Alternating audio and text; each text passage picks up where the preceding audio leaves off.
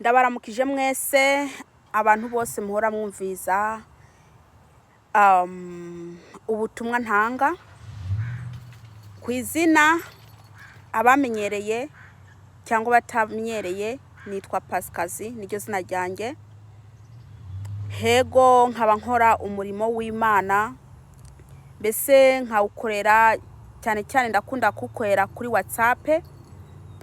Iyo mubonye ata video ndungitse kuri YouTube channel usanga ndiko ndavuga ubutumwa kuri WhatsApp, akaba ariho ndungikira ubutumwa, mvugira ubutumwa, kuko ntago nshaka gupfusha umwanya wanjye ubusa nica ata kintu na kimwe ndiko ndakora.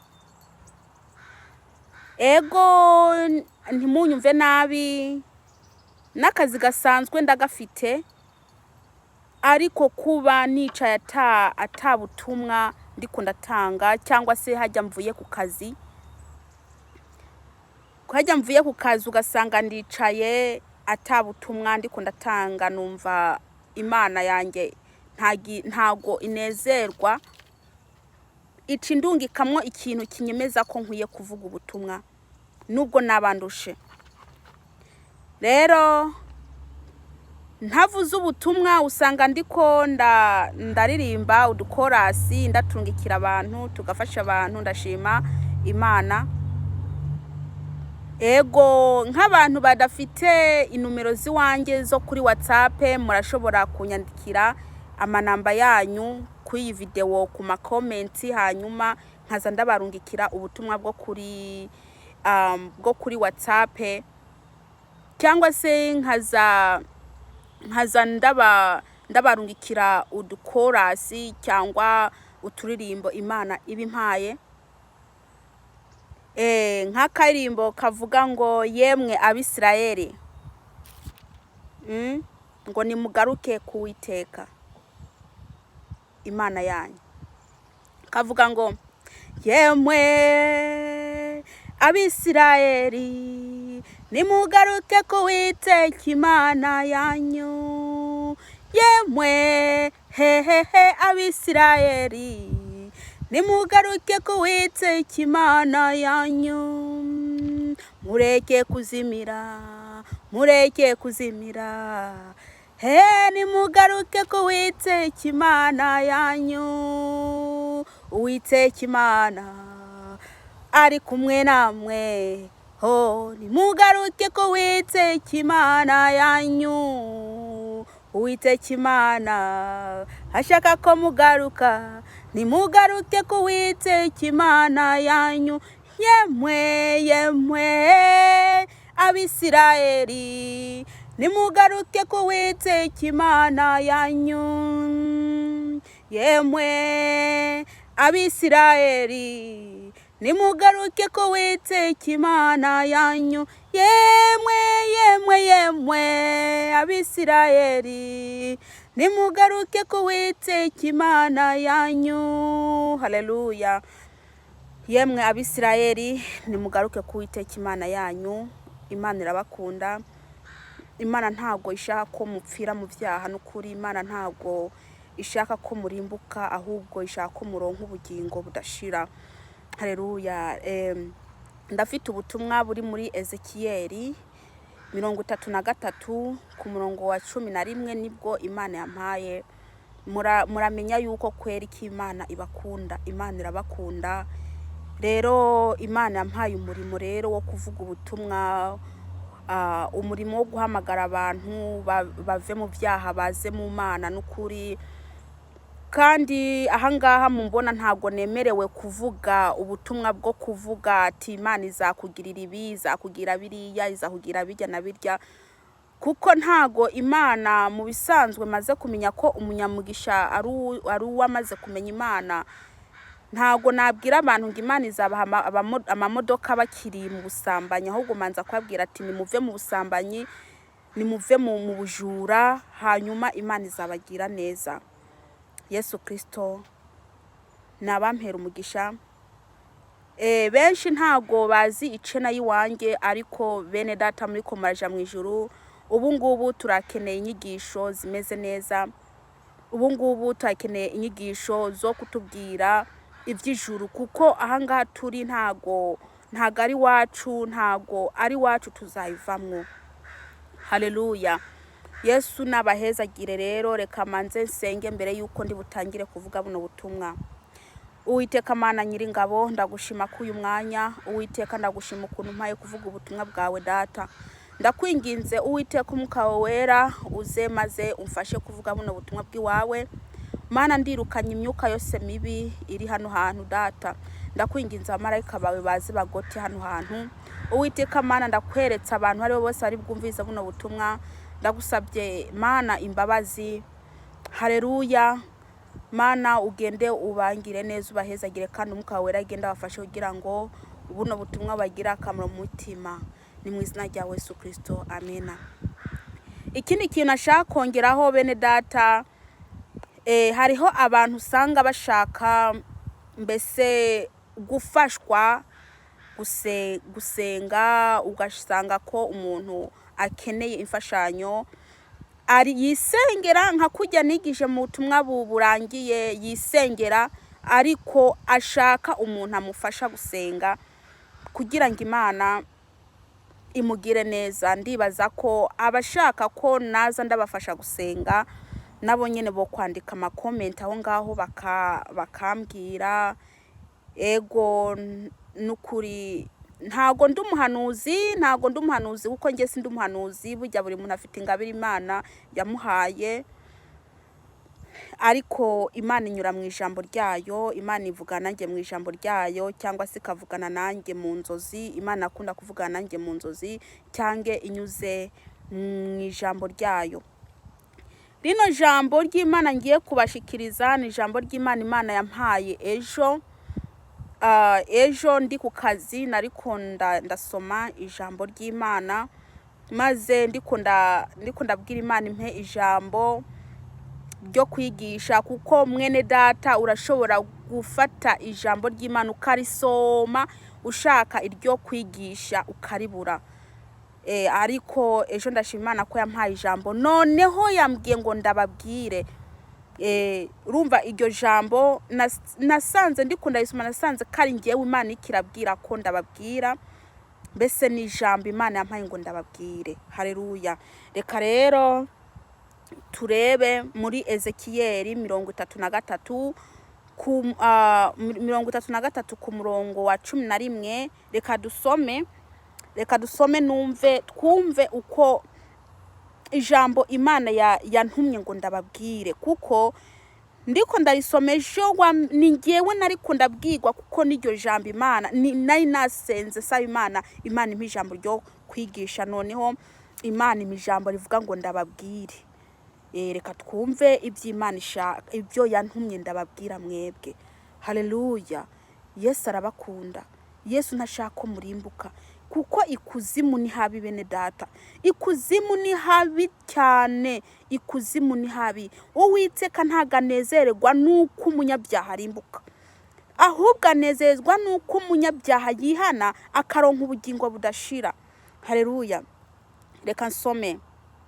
Ubabwira uti ndahiye ukubaho kwanjye niko umwami uhoraho agize, simpimbagwa nuko umunyabyaha apfa.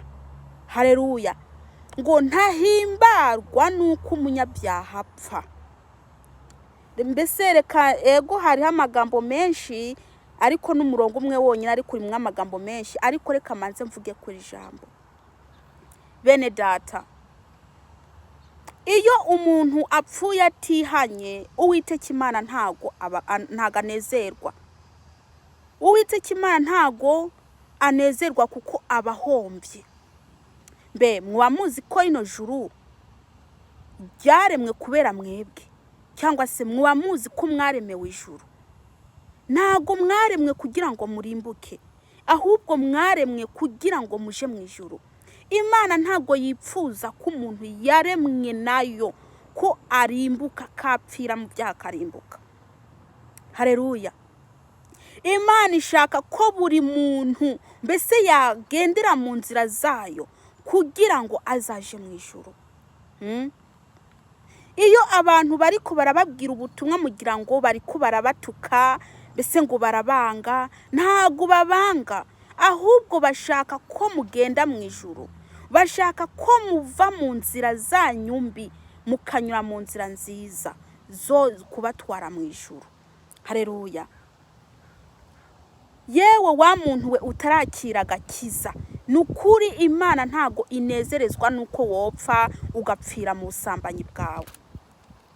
Imana ntago binezereza namba na hatoya, ahubwo Imana ishaka ko wava mu ubwo busambanyi ukayakira, maze ukazapfa wigiriye mu bugingo budashira. Haleluya.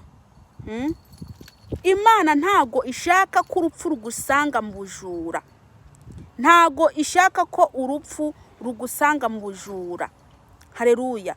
Ahubwo Imana ishaka ko uva mu ubwo bujura bwawe, hanyuma ukazaronka ubugingo budashira. Haleluya. Burya iyo umuntu apfuye agapfira mu ntuzenye mu vyaha, abapfuye nabi. Abapfuye nabi. Hariho abantu usanga bagenda kwirimbi, bugasanga umurambo cyangwa se avuze ngo ngaheza mu ijuru. Bakunda kuririmba indirimbo ngo aheza mu ijuru tuzahurirayo bagenzi. Iyo ndirimbo bakayirimbira umuntu bazi ko arara mu kabare, ari umuborezi wa hatari.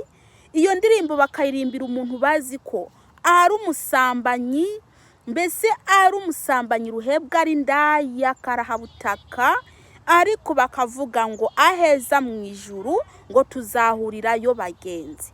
Ese uwo muntu none bari ko bararirimbira iyo ndirimbo koko ngo aheza mu ijuru, ese uzi gute ko uzamusanga mu ijuru?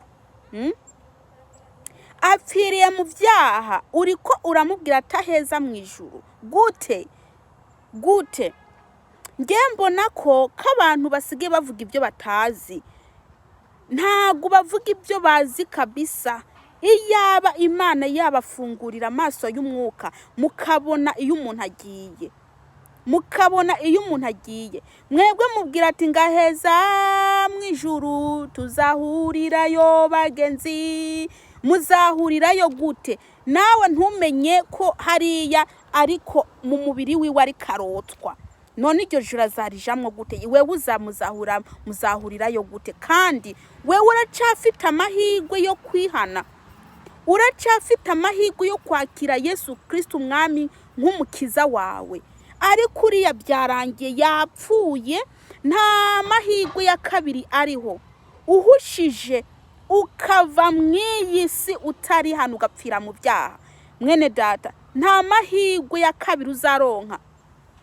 Nta mahirwe ya kabiri uzaronka ngo ugaruke mw'iyi si ngo wihane. Kandi reka ndababwire, iyo umuntu ariko arababwira ubutumwa ati mwihane, mugira ngo ariko aravuga ibintu umwuka wera atamurongoye. Reka ndababwire, ikuzimu hariho. Nukuri ndabipfuriza kuja mu ijuru, kuko ikuzimu ntago ari heza bene data. Ikuzimu ntago ari heza, ikuzimu ni habi. Abantu bararindiriye kuzahanwa, nubwo barindiriye kuzahanwa bari kubarotswa, bari kubaramererwa nabi, baripfuza icabagarura ngaha mw'isi ngo baze bagira iki, baze bihane. Kandi byarangiye, barindiriye kuzagira iki, kuzacirirwa urubanza rukwiranye n'ibyo bakoze.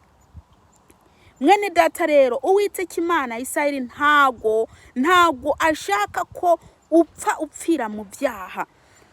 Upfuye ugapfira mu gakiza, uburonse ubugingo budashira, kuko ubugiye mu ijuru kazarindira Uwiteka ukuntu. Mbese nawe urabizi, ubupfiriye ahantu heza, ubugiye ahantu heza. Mbese uvuga ati mbese kutigeze ugira untwara kare, kubera iki? Umaze kubona ibyiza biri mu ijuru.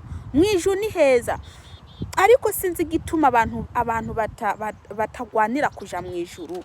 Abantu ndabona ko ariko baragwanira kuja ikuzimu. Noneho no jambo mwene data, Uwiteka ntago anezererwa nuko wewe wapfira mu vyaha. Satani yarafasha abantu uko, yarabafasha uko, abaha kwinezereza mu by'isi, arabibagiza ko ni kuzimu hariho, ahubwo agatuma abantu bicara bakanezerwa, ukamengo Satani akabibagiza ko no gupfa muzapfa, mbese ko wapfira mu ibyo bintu urimo. Satani akabibagiza neza. Ariko mwene data, reka ndakubwire, niki n'igihe cyo kwiyambura Satani n'abadayimoni biwe, kuko Satani ariko arashaka kukugumya ngo uze uburi juru. Erega igituma abikora uko nuko mu ijuru arahazi, mu ijuru yarahabaye, mu ijuru yarahabaye. Niyo mpamvu Satani karagerageza kugufata ku buryo ntuze uronke ijuru, uze upfe upfira mu byaha. Hariho abantu avuga ati ngo Imana yaguhamagaye ngo natwe izaziduhamagare. Mwene data, ndashobora kuba nagize amahirwe yo guhamagarwa n'Uwiteka ngo va mu ibyo byaha urimo, cyangwa se ndashaka kunkorera. Rero amahirwe nagize ntugire ngo we niyo wagira yo guhamagara, yo guhamagarwa n'Uwiteka ati mwana wanjye va mu byaha. Hari igihe aya mahirwe ufite yo kuza wumva ubutumwa ariyo mahirwe yawe, kandi akaba ariko Imana iri kiraguhamagara. Imana ntago ihamagara abantu kumwe.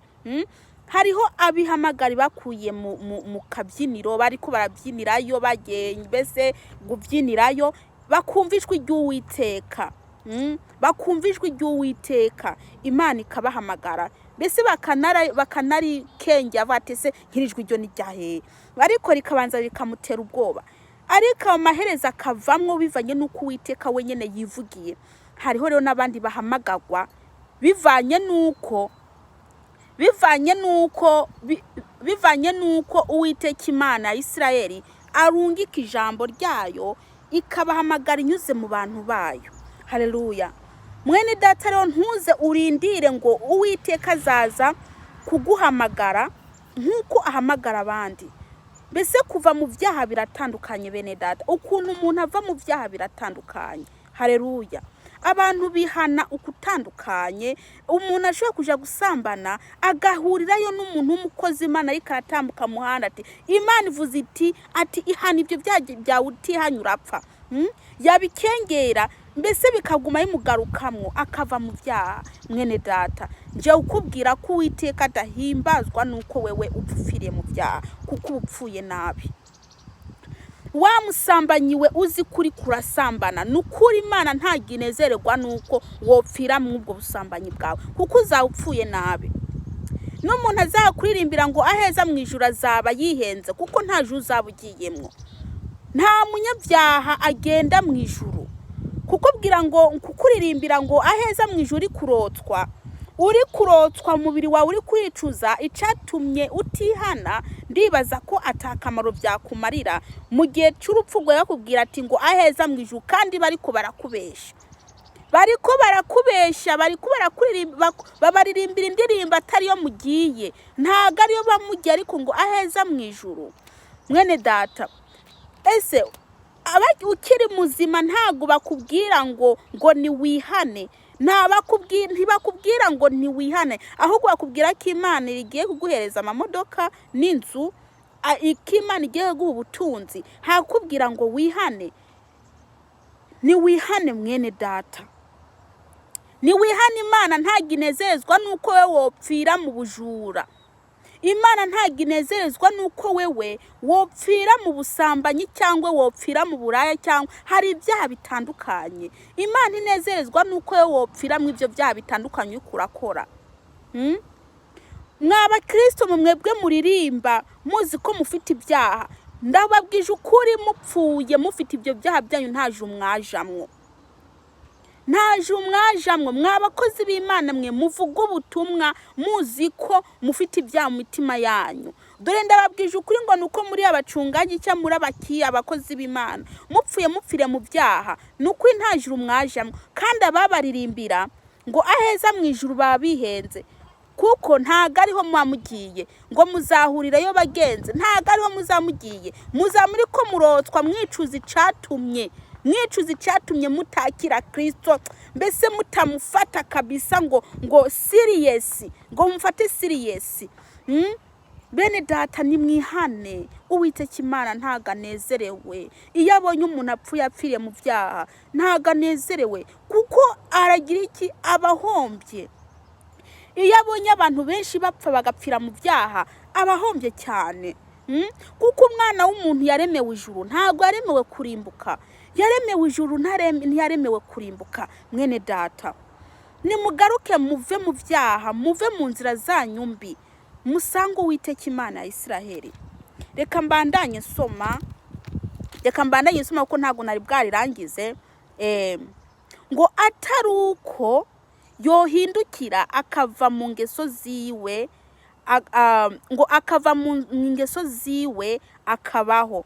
Enda nimuhindukire mugaruke, muve mu ngeso zanyu mbi, niko ngo niki gituma mugomba gupfa, yemwe ab'inzu ya Isirayeli. Haleluya. Ngo niki gituma mugomba gupfa, ngo niki gituma mushaka gupfa. Hariho abantu bagenda kugira kwiba ugasanga bapfiriye hariya nyene, abantu bagenda gusambana ugasanga bapfiriye hariya nyene. Niki gituma mushaka kwiyica, mushaka gupfa? Ndakubwije ukuri, iyo umuntu yavuye mu byaha, mbese abaronse ukubaho mirere, abaronse ukubaho. Rero umuntu akiri mu byaha, umuntu akikura ibyaha, burya abagendana n'urupfu rwa giturumbuka, kandi urwo rupfu ni urupfu rwo kugira iki? Rwo kurimbuka. Mwene data, Imana irababaza ati ngo niki gituma mushaka gupfa, niki gituma mushaka kwica, niki gituma mushaka kurimbuka? Nike se so wanyu ntako atagira? Papa wanyu wo mu ijuru yararemye ijuru kugira ngo murijemwo, ntago yabaremye ngo mwebwe murimbuke. Iyo ari karabona iyo muri ko murapfa mugapfira mu byaha, ntago anezerwa kuko mupfuye nabi. Nabajye bari kubara baririmbira ngo aheza mu ijuru, baba ariko barihenda kuko ntago ariyo mamugiye. Burya Imana yo mu ijuru bareba bari kwarimba ngaheza mu ijuru, nayo ikabizibona ukuntu uri kurotswa, abona kweti yaba babona iyo umuntu agiye no baba ariko baravuga aya magambo. Yemwe ab'inzu ya Isirayeli, nimugaruke ku Uwiteka Imana yanyu. Mbeko muririmba mufite ibyaha, mbeko muririmba mufite ibyaha, ko mukora umurimo w'Imana mufite ibyaha. Uwiteka nashaka ko mupfira mu byaha, ko mukora diakonese, abadiakonese mufite ibyaha. Nimumanze mwikura ibyo byaha, kuko ibyo byaha muri ko muriyica, kuko mugize umwaka mugapfa, ntago mwaronka ijuru. Erega bene data, muzi iminsi murangije, imyaka murangije, iyo myaka umaze kuwo munsi niyuzi, ariko ejo ntahuzi, imyaka ushigaje ntayuzi. Bene data, dore nimuve mu ibyo byaha, mwakire Yesu Kristo umwami nk'umukiza wanyu. Nimwikunkumure Satani, nimumuveho, kuko ariko arababesha, ariko arashaka ngo murimbuke, kandi nimwarimbuka niwe azanabashinyagurira, azabashinyagurira kuko azabanezerejwe nuko aronsa abo bizarimbukana. Reka ndababwire, nukuri Uwiteka ariko arabahamagara. Iri ni ijambo ry'Imana Imana yampaye ngo ndabahe, ngo genda ubabwire, ngo genda ubabwire. Nanjye ndababwiye bene data, nimuve mu byaha disi, nimuve mu byaha, nimuve mu bwo bujura, nimuve mu bwo burozi, mugenda n'uturozi, mugenda mu rushengero muri abaririmbyi, mugenda mutukana muri abaririmbyi, dore muri abakristo mwamaze kumenya Imana. Hariho abantu batarava mu ntuzenye mu isi, bakiri mu isi kandi bitwa ko ari abakristo. Abantu bakiri mu isi kandi bitwa ko bakiriye Kristo, bagifite amarangamutima y'isi, batarakira mbese bataramenya Kristo neza. Bavuga ku karimi kabo ati twarakiriye Kristo, ariko mu mutima wabo, imitima yabo iracari mu isi. Nimuve mw'iyo si bene data, nimuve mw'iyo si. Ntimufate minenegwe Yesu Kristo umwana w'Imana. Reka ndababwire, muracafite amahirwe. Dore abantu bapfuye ntago bigeze bagarurwa ngango baze gukorera Imana, kuko bagiye kurimbuka. Mwebwe mukiri ku isi muracafite amahirwe, muracafite amahirwe yo gukorera Imana. Niyo mpamvu Imana ntago ishaka kubura mwebwe nk'uko yabuze abandi. Abantu benshi cyane bari mwirimbukiro, kandi n'ubu bariko baragenda. Hariho abariko baragenda barapfuye, imitima yabo mbese umuntu wabo w'imbere ari kuzimu.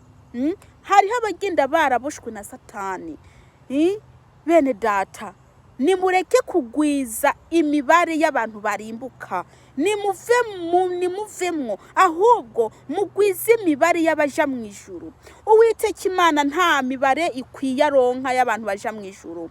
Abaja mu ijuru ni bakeya cyane, n'abakozi b'Imana bariko baravuga ubutumwa ubona abaja mu ijuru ni bakeya, benshi bararimbuka. Bene data, nimugaruke ku Uwiteka. Uwiteka arabakunda, Uwiteka arabakeneye. Nimugwize imibare y'abagenda mu ijuru, mureke kugwiza imibare y'abagenda ikuzimu, kuko ikuzimu ni habi. Haleluya. Ndashima Imana kweri kuba Imana impaye buno butumwa ngo ndabashikirize, ndababwiye ijambo Imana yampaye ngo ndabahereze. Haleluya. Uwiteka Imana bagire neza. Ndarangirije ngaha bene data. Yesu Kristo arabakunda, niyo mpamvu adashaka ko mupfira mu byaha. Yesu Kristo abahezagire, kandi nukuri abantu bipfuza ko bashaka kwihana nukuri mwandika amakomenti hasi. Ngende hano kugira ngo nkore umurimo w'Imana.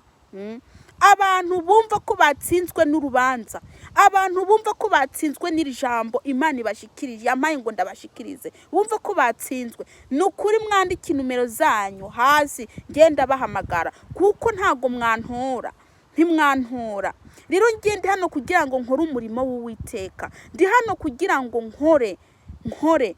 Rero bene data, abantu bose boba bumva bagwaye, abashaka imfashanyo zo gusengerwa n'ukuri, abashaka ko tubafasha gusenga, mwandika komenti, mushaho ni numero zanyu, mumbwira musaba ko nabafasha gusenga.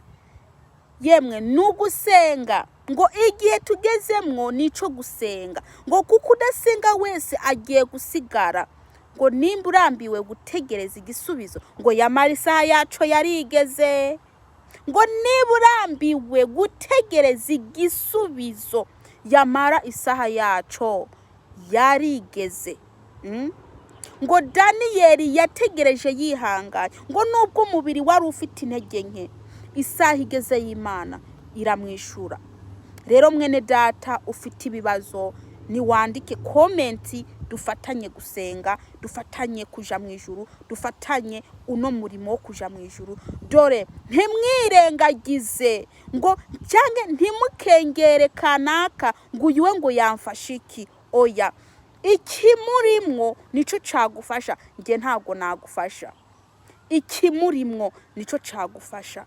Rero nukuri buno butumwa mubusangiza abandi, mbese ntimubugire iki, ntimubugumize aho ngaho ku ma WhatsApp cyangwa ku ma YouTube, ahubwo mugume musharinga, mubuha abandi. Bene data, nukuri ndabakunda bene data, Uwiteka arabakunda, ntashaka murimbuka. Reka rero kandi ku bantu batazi chena yiwanje yitwa PS Pascasi, niko yanditse. Niwandika PS Pascasi murayibona, hanyuma mubandanye mwumviza ubutumwa nashizemwo. Yesu abaheza agiye kandi abagiye neza, kandi abahe gutahura n'ijambo ryayo. Reka nsenge. Uwiteka Mana nyiringabo, ndagushima ko uyu mwanya uduhaye data, ndagushima ukuntu duhaye rino jambo ryawe mwami. Ndakwinginze Umwuka wera uherekeze rino jambo kugira ngo imitima y'abantu data buja ikire. Urakoze Kristo, hezagira umuntu ari wese ari bubwumve, ni mu izina rya Yesu Kristo, amena. Yesu Kristo abaheza